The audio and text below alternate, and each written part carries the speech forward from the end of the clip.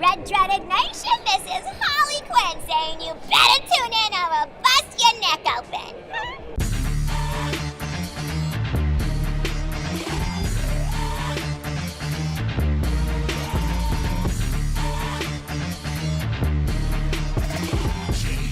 Comics Plus, what is going on? My name is Akasan. How are you guys doing? I hope you're doing well. We're about to go beyond our expectations and interview the cast and crew of Batman Beyond. It's coming out this month on home and digital. You gotta check it out. One of my favorite series. I'm dressed to the T for it all. Let's go ahead and see what the cast and crew thinks about Batman Beyond.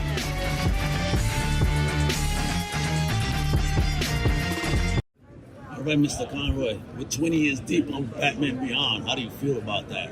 I mean, after doing the Batman series and all. Where did the time go, you know? It's that thing where you turn around and you think, I've been doing this for 27 years? That's not possible. It just goes so fast, you know? It's like life. You put one foot in front of the other, and you're so into putting your feet down that you don't realize how many miles you've run, you know what I mean?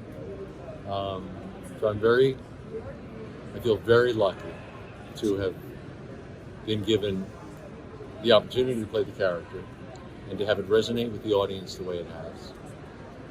And because of that, been asked to do it again and again and again. Yeah, we heard somebody's going to be Batman again in live action. Well, Bruce Wayne. Bruce Wayne Live action. 80-year-old Bruce Wayne. What was your reaction when Get off my lawn. Get out of my backyard. What was your reaction when they offered you that role? Oh, I was ecstatic. I was so happy.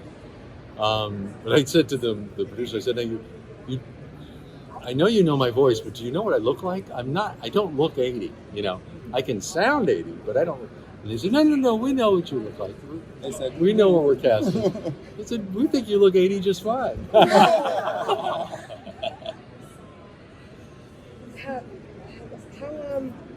are you going to take to prepare for this really big event that's about to happen? Well, I'm in the midst of recording as we speak. I mean, I flew in from Vancouver to do this.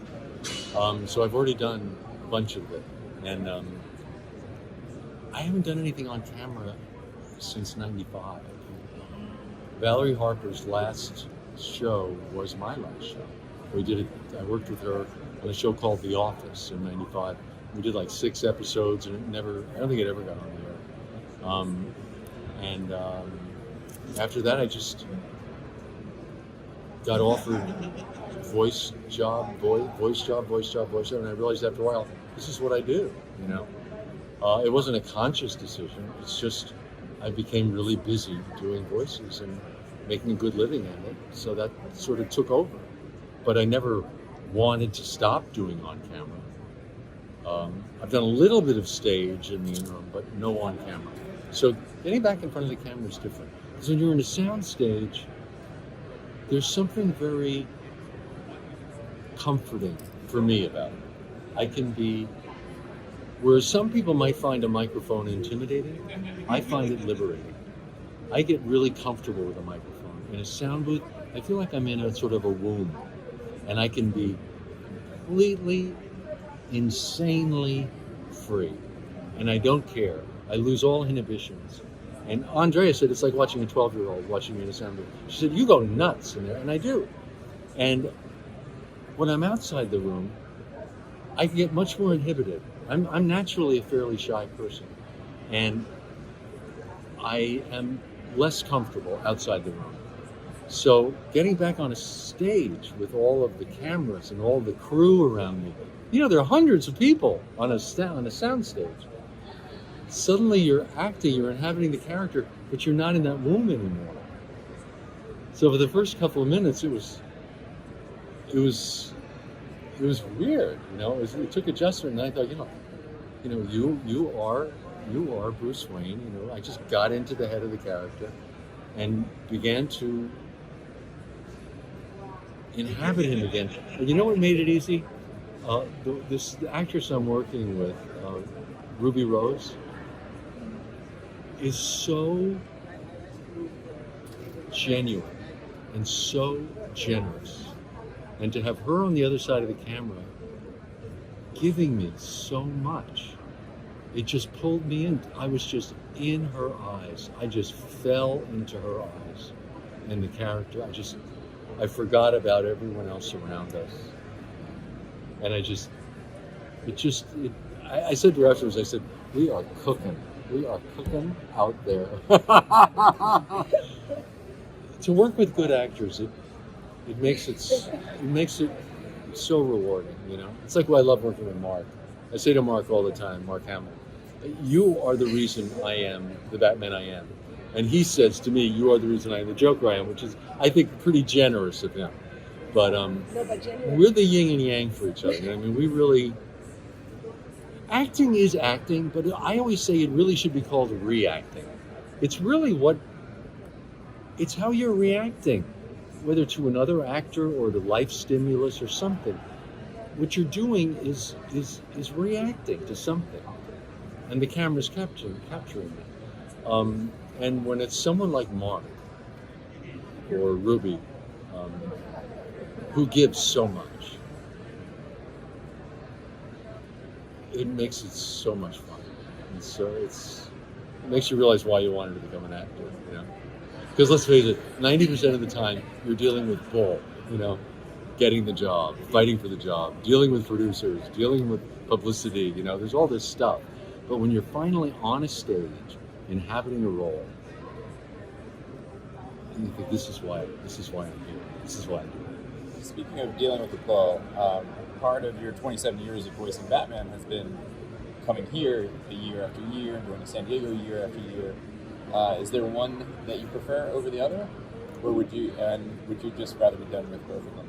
I love going to Comic-Cons. I don't just to San Diego, New York. I go all over the place because the one bad thing about doing voice work is the reason I became an actor was because when I'm on stage, as I said earlier, my inhibitions kind of leave me. I'm no longer shy. I am comfortable. When the dark comes down on the audience and the light comes up on me, I feel safe. Whereas a normal person, I think, freaks out. I feel safe. And I can show my heart. But when you do voice work, you send your performance out into the ether. You never have that intimacy with the audience. You never get that feedback. So for 27 years, I've been doing that and not getting the juice back, you know what I mean? So the place you get it is here, at Comic-Cons. I come to Comic-Cons, and the people, the reaction to this character is so incredible. I had a woman come up to me in Chicago Comic-Con, and she said, "Can I hug you?" I said, "Of course." And as I was hugging her, she started to cry. She said, "You don't understand what you did for me. I had a really rough childhood. And most of the kids I grew up with are either dead or in jail." She said, I grew up in a really rough area. That's a question. She said, "But you were my safe place every afternoon. And you taught me so much."